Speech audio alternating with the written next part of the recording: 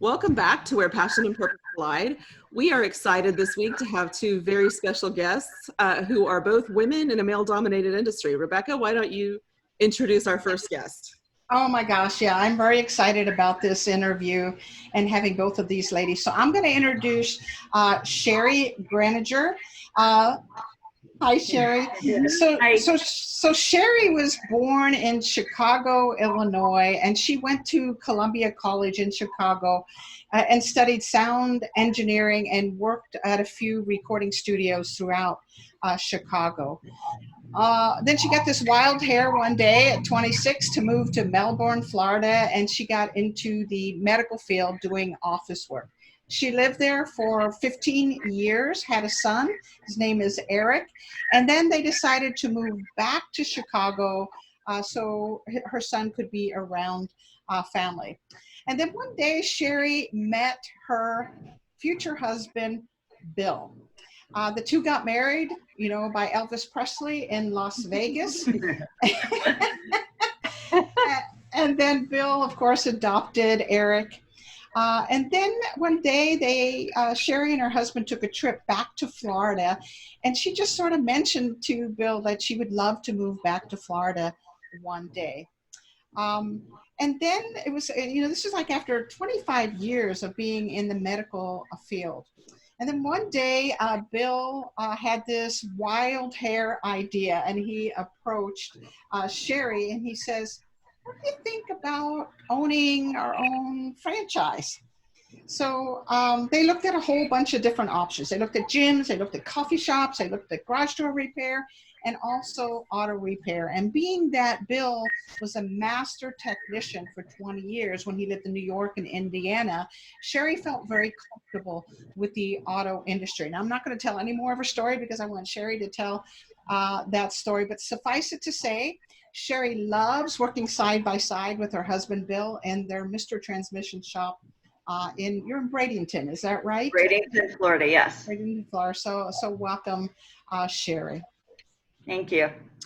And I am going to introduce our second guest, Susan Trumble. Born in Kentucky, Susan grew up in northern Kentucky, just south of Cincinnati.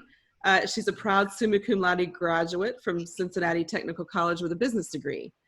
Owner of a Mr. Transmission Center in Florence, Kentucky for over 25 years. She has a successful 6-bay repair facility staffed with experienced technicians, most of whom have been employed for at least 20 years. She is extremely proud to be the 2017 Franchise of the Year recognized in Washington, D.C. She's the recipient of the Better Business Bureau's 25-year accreditation award and has also received a total of 19 years Award of Excellence from her parent company, Marin Industries. She's a well-established repair facility known in the greater Cincinnati and northern Kentucky area. She's known for honesty, professionalism, and satisfaction and loyalty from her customers. So welcome to you, Susan. Thank you. Thank you very much. Thanks for having me. Absolutely. So we want to get to know a little bit about each of you before we really get into questions. So Susan, can you give us an overview of your career path and how you got to Mr. Transmission? Okay, so my story is probably a little bit different, but my father actually started the franchise here. It's been over 30 years ago. And I was a flight attendant for American Airlines. And I was on vacation. This has been many years ago. On vacation for 2 weeks. They were short-staffed here. They needed somebody to answer phones. And I volunteered and spent 2 weeks here. I never went back to the airlines. It just clicked. I loved it. I can honestly say at first my father did not want me here.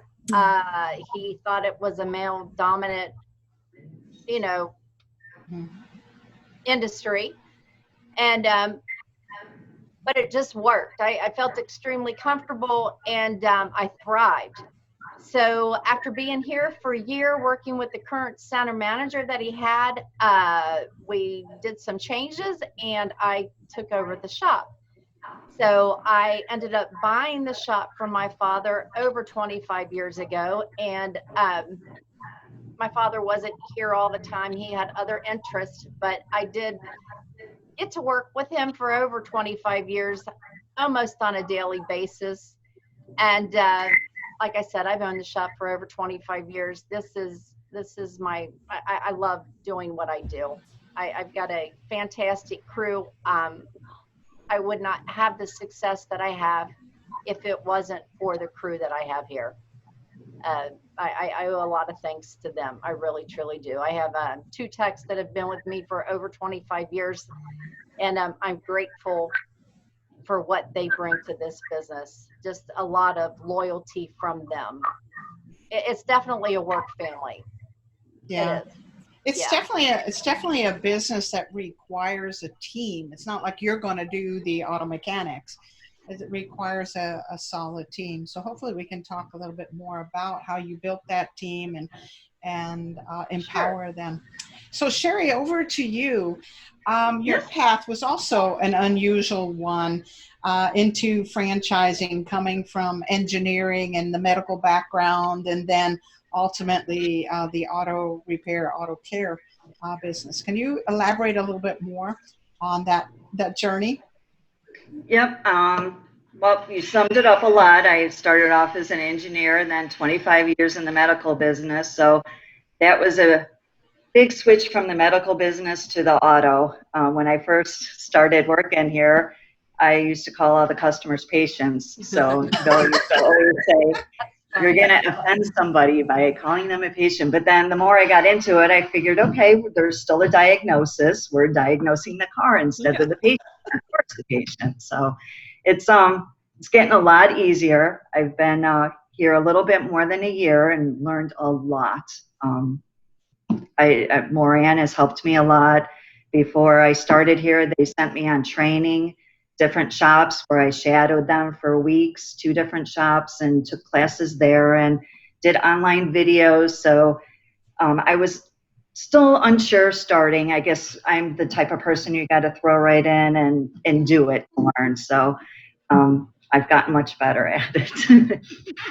So yeah, I love working with Bill. He's out in the garage a lot, and I manage the front area. And then when I need help still, I'm able to go back there, and the guys that we have working for us now are great. So I could call to them for help also, and it's working out good. Oh, that is so exciting. So both of you coming from kind of crazy diverse backgrounds, ending up in franchising, and seeming to take to it like duck to water. But it's what's interesting to me, and Elizabeth and I were talking about this earlier, that it requires incredible adaptability to go from something so different to being thrown in the deep end of the pool in something of this nature. Do you consider yourself adaptable, flexible, I can learn anything type of people?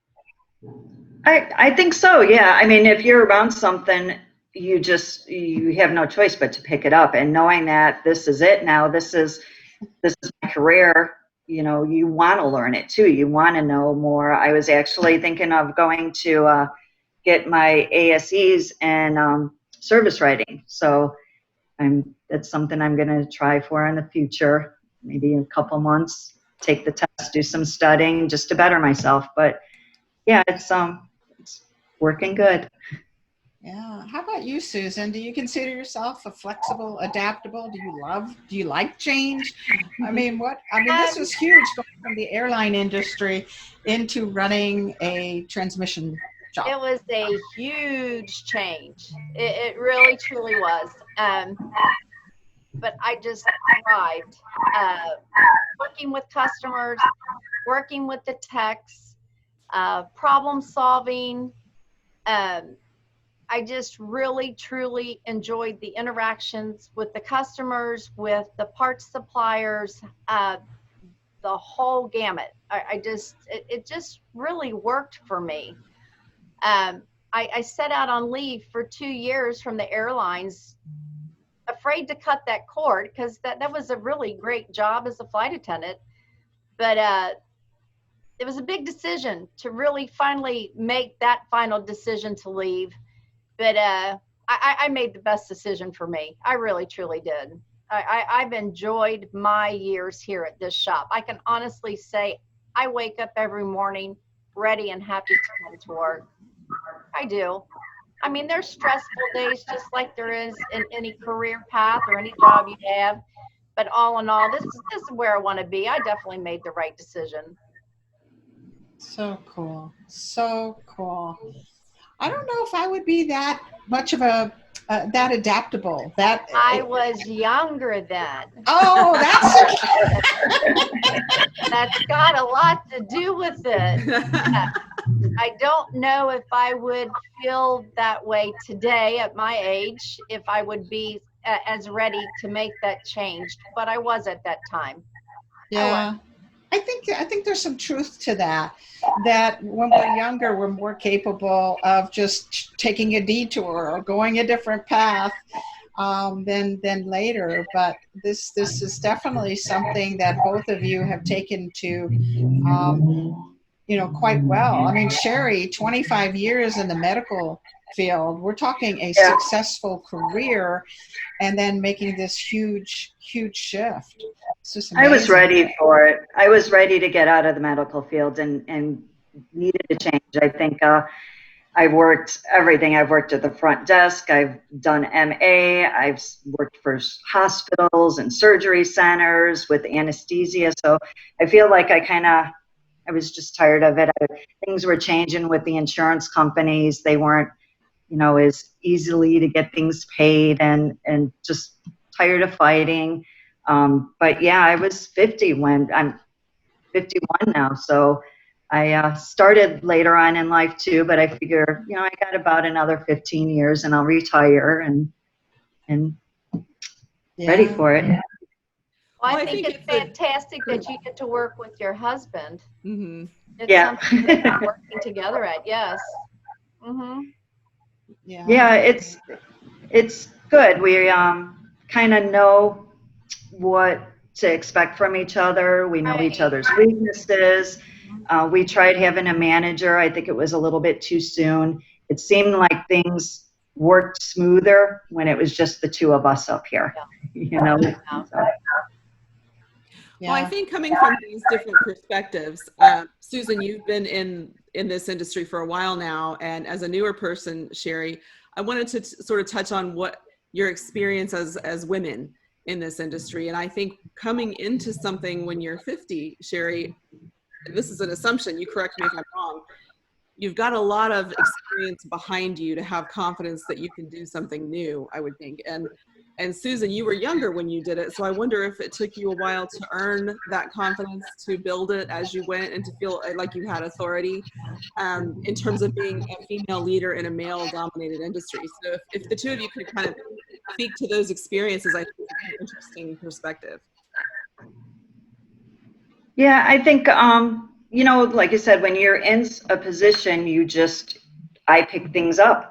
When I worked at a chiropractor before, it was totally new. It was still the medical field, but after a year, I kind of had all the codes down. And the same as with this, it's a different industry, but the common things, you're always going to be polite to your customers. You're always going to, if you don't know the answer, hold on, I will find out. I will get back to you. Always follow through. When I tell somebody I'm going to call them back, I always do. So it's kind of common sense things that go with any position that you're in. I had a lot of experience with customer service, being a flight attendant, and just helping people. A genuine desire to help people, and people feel that. They know that. They know when you're there or here to help them, and you're genuinely concerned about their vehicle and their repair and getting them back on the road, and making sure it's safe, and just that the repair runs smooth, and it gains confidence of your customers and yourself. The customer service background that I had with the airlines really helped me a lot.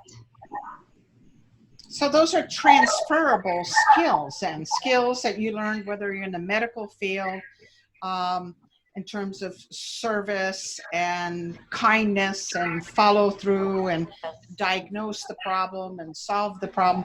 Same way in the airline industry, there were things that you had already mastered that you could then just apply to a completely different role, different business altogether. So these are transferable skills. And I think that's very, very important to remember. No matter where we come from, there are things that we've already learned and already mastered and already enjoy doing, that it almost doesn't matter what business we go into. Those are things we can still use. It's not like we're starting from scratch, right? Right. Or a clean slate. We're starting from a basis of wisdom and knowledge and experiences that we can then bring in. We might have to adapt to the environment and a different business model and a different type of customer. But there are a lot of things that you already brought in. So in terms of credibility, because I think we as women are often very confident in what we know how to do and how and the things that you're bringing to the table already, even if you're in a new position. But I would imagine you would have had to earn some credibility among your customers, among your techs, and among the people who generally come in the car repair business. I mean, how did you make the transition, and did you have any bumps in the road in terms of people not finding you credible or asking to speak to a man, or who's in charge, not thinking you guys were in charge, you gals, I should say. Have you had any of those experiences, and how did you handle those things? You know, I have had a couple of phone calls where, you know, they'd like to talk to the man, and, you know, I just say, you know what, he's busy right now. I can help you. You know, just be forward, let them know that, yes, there is a man involved. I'm not working on your car, but I do know things, and I can find out if I don't know. You know, so I don't know everything, and I'm going to be in a much better position next year and be more confident than I am now. So it's a growing thing. I think as the longer it goes, the better I'm going to get. Yeah, I just kind of, you know, if you want to deal with Milex Mr. Transmission in Bradenton, then you're going to have to talk to me. If not, then there's other places. If you're dead somewhere set else. having a man only, then yeah, you could go down the street. Yeah, good for you. What about you, Susan? I think it's so very important to gain the customer's confidence when they first come in the door or your first encounter on the telephone. I do have Brian, a manager here who works my front desk. We kind of work it together. It does help. A lot of people think we're married, and he's happily married, and so am I. And a lot of people think that I'm the secretary. There's some people who would prefer, of course, to talk to a man. And I had one instance where I let a gentleman walk out the door. Brian was not here that day. My builders he was on the bench busy, and this man really insisted on talking to a man. And I honestly, I did not accommodate him because he was very rude about it. Mm-hmm. And that's the one and only time I can ever remember that ever happening. But you know, in your conversation that we are having with people, whether or not you're gaining their trust, you read your customer, you read your feedback, you know what direction to go with your conversation, what's working, if you need to make small talk, or if you definitely need to stay on the technical level. You learn that. And it just generally works. I think a big part of it is showing that you're generally concerned about their car and their repair, and letting them know that you are here definitely to help them. It's huge. Yeah, I like that attitude. I long time ago in my 20s, I ran a combination of a co-op, farmers co-op, and a home center. And so it was 99% male customers. And initially got similar responses as what you had, which was, I'm a contractor, I'm a carpenter, I want to talk to a man, or I'm a farmer, I want to talk to a man. But in time, like you said, when you show sincere concern and knowledge, then the gender issue appears to kind of I think women have a better ability to show a genuine care than what men do. I just my personal opinion. I think we bring that to the table better than what they do. I just what I think. Yes. What do you think, Sherri? Uh-oh, we lost your Let microphone. me unmute her. Hold on. There we go. Can you hear me? Yes. Yeah. Yeah, I could see that. I could see where women, do come across more gentle, not as, this is how it is. And, we're more open-minded. We listen more. Mm-hmm. Most of the time I'll ask a question, sit back and let them talk. And I just write everything down, repeat everything so they know I am listening. And I always try to get them to come in. Get to bring your vehicle in and let the technicians look at it, and they will take it from here. My job is to get them in the door and have them trust. If there's a concern or anything, we'll address that. You'll get to talk to the technician. I always follow up with everybody after their appointment. About 2 or 3 days, I'll call just to make sure everything is good. And I think that builds a lot of trust with them, because we're not, oh, the job's done, bye, later. Mm-hmm. I call them and say, were you happy with your services? Is there anything we need to address? And most of the time, they're thrilled that I called, and, that's brings them back. Wow.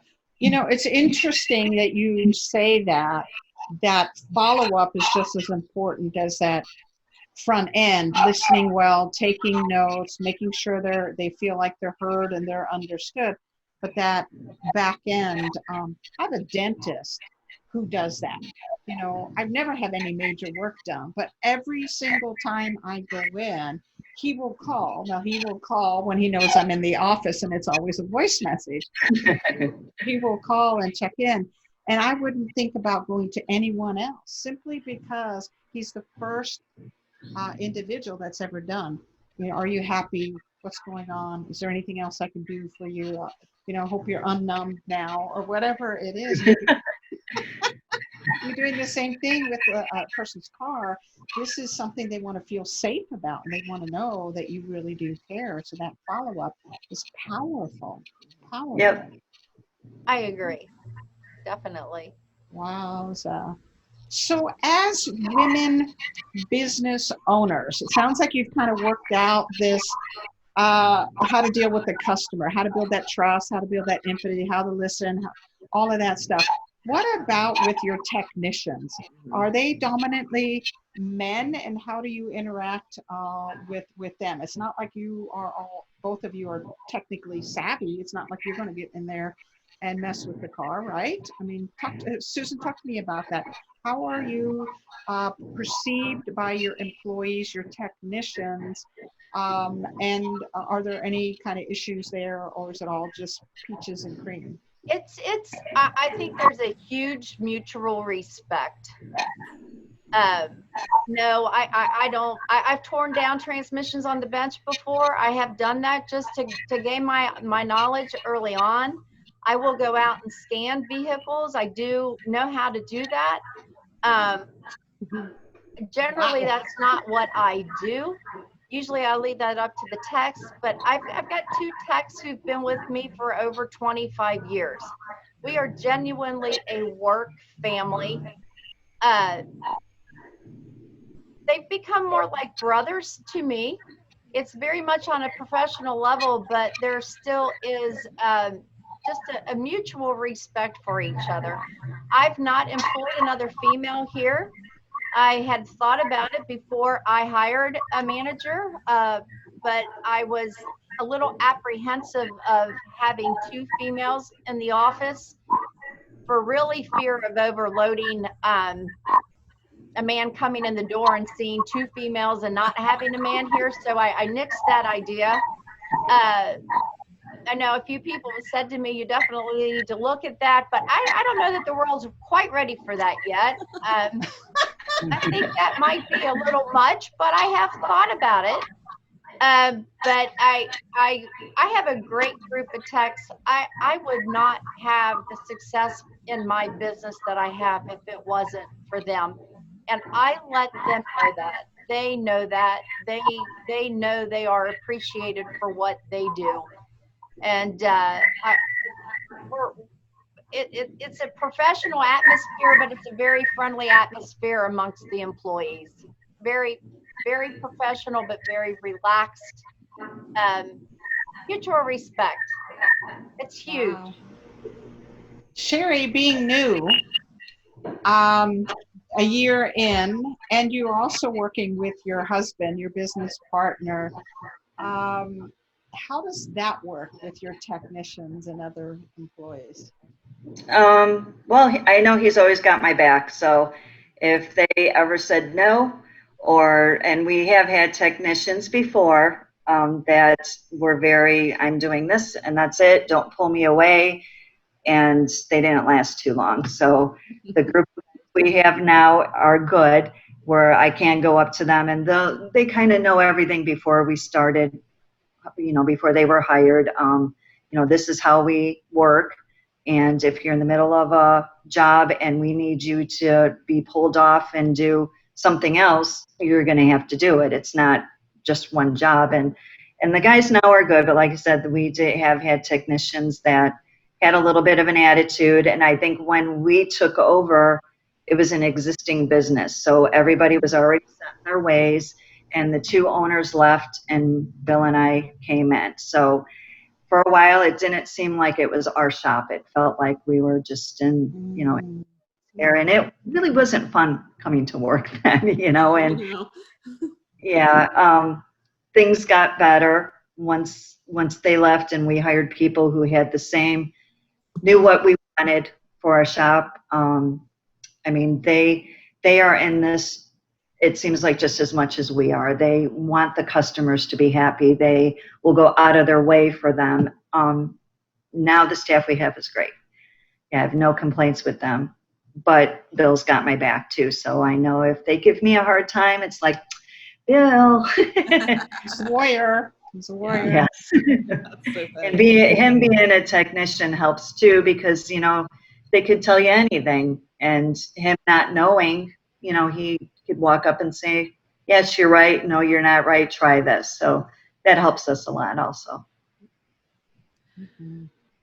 That's great. And I think it is just finding the right people. Sometimes makes all the difference in the world, not only in your joy to go to work, but just in your ability to lead well. You have to have good people to lead well, don't you think? So that kind of leads me to the question, which I think might be the final question for both of you, is this issue in the Franchise Woman magazine, we're talking about success and how people define that and what it means, because everybody has a very individual idea of what that means in their lives. So Sherri, why don't you start us off? How do you define success, and have you achieved it yet? I think probably we're getting there. To me, success is somebody leaving here and telling their friends, and them come in and say, my neighbor told me about your shop. And I think, wow, they're saying something good about us and they're recommending us. So right there, they trust us enough not only to fix their car, but to say to somebody else, go there, because they will do it. So that when that started happening, I thought, this is just going to keep spiraling. More and more people are going to tell more and more people. And I mean, it's been good. It's a slow start, but now I see it happening more and more. So if it keeps going like this, I think we'll be doing great. Great. That's a great definition. I love that definition of success. Susan, what would you say? When I think about success, I look at it from two different views. Success on my personal level is feeling good about the service that I provide for the customers, but also feeling comfortable, happy, liking what I'm doing, respected from people in the community. But then the other view is the success from the business point.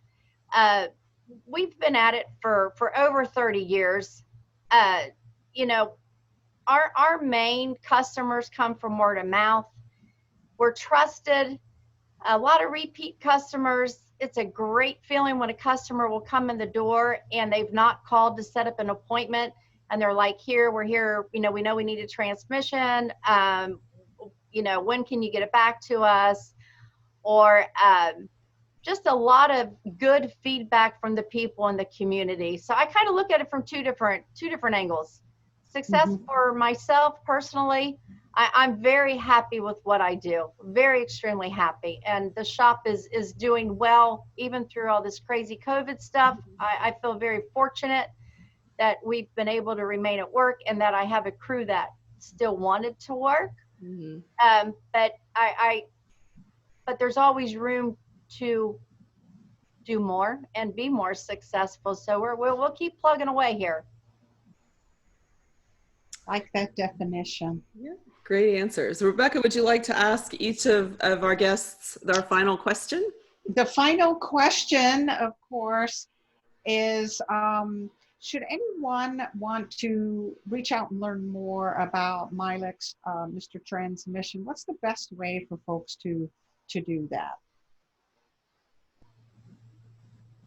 Well, I know, I don't know if you're referring to like contacting the home office and going that direction, working with Pete Baldine and the people in Chicago, who I know are, they're wonderful people to work with, very helpful, full of information.